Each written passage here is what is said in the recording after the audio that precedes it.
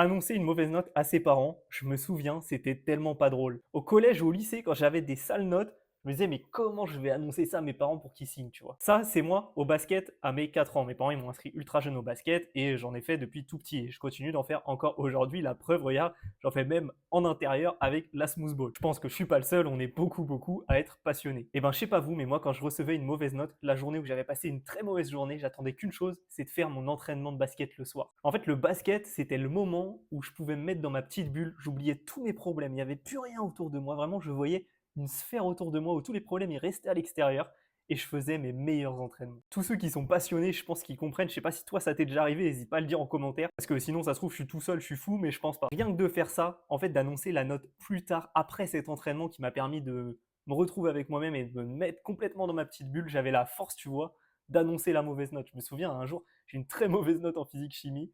J'étais tellement pas bien, j'attendais qu'une chose, c'était le soir de m'entraîner. J'ai fait mon entraînement, etc.